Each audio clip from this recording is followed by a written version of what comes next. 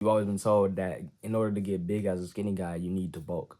That's cap. And I'm gonna tell you why, because I gained 25 pounds of lean muscle while following these dark secrets I'm about to share with you. So you need to put down that McDonald's fries, the milkshakes, and listen up right now. First thing you need to understand is you need to have nutrition with focus. So you need to focus on high protein foods and vegetables, good stuff, whole foods, meat, eggs. This is the type of stuff that'll help you build muscle mass without you getting fat. A big mistake you're probably thinking is, oh, it just means calories in, calories out. If I have a surplus of 3,000 calories, I'm gonna get jacked. Cause Sam Sulek's doing Sam Sulek's on steroids. Okay, we're not trying to get on gear to get big. Okay, we want to be lean. We want to be attractive, bro. So if you want to do that, you need to focus on the whole foods. Because a big mistake that a lot of guys are making, I made this one too, was I hopped on that McDonald's train. I started getting more shakes and fries, and I'm coping. I'm telling myself, oh, it doesn't matter because it's gonna give me more calories, so I'm gonna get big. And guess what happened? My six pack started fading away, and it wasn't a good fade away. I was starting to gain fat, not muscle. When you start eating a bunch of calories that are random, that have high cholesterol and fats and all this nonsense, you're gonna start gaining fat instead of muscle. It's not gonna look pretty. Next thing you need to do is lift with control. You don't want to be just jerking and just trying to speed run through your lifts, because this isn't gonna help you gain muscle, and it's something that I used to do too. You may be thinking, oh, but the more intense I work out, the more I'm gonna get gains. But it doesn't really work like that. When you're doing a bicep curl, you need that eccentric lower in order to stretch your muscle fibers so you can gain more muscle. As a wrestler, I used to work out really hard and intense, and I wouldn't be getting my negatives. My muscle gains were like very stagnant, and it wasn't until my weightlifting coach corrected my form one day when I was doing bench press and I was just trying they told me, nah, bro, you press up, slower back down your chest, and then press back up. Next thing is you gotta acknowledge small wins. A lot of you guys are feeling defeated because you're looking at the big goal of how much weight you want to gain, and you're like right here.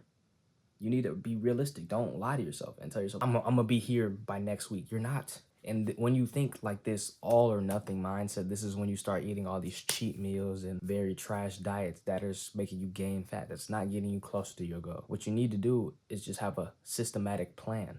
You want to actually track your calories. So get MyFitnessPal, put the amount of weight you want to gain in the amount of time. You only be gaining half a pound a week, maybe a pound and a half, and you're gonna have a caloric surplus. So you're gonna be eating more calories than you usually would.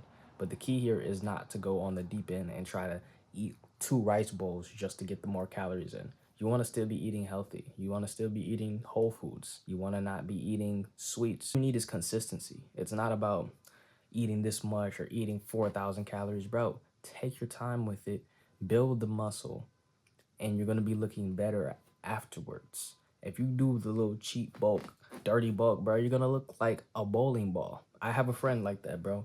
He's bulking up. He's like literally like 5'4", and he's bulking up to 180. I'm like, why would you do that?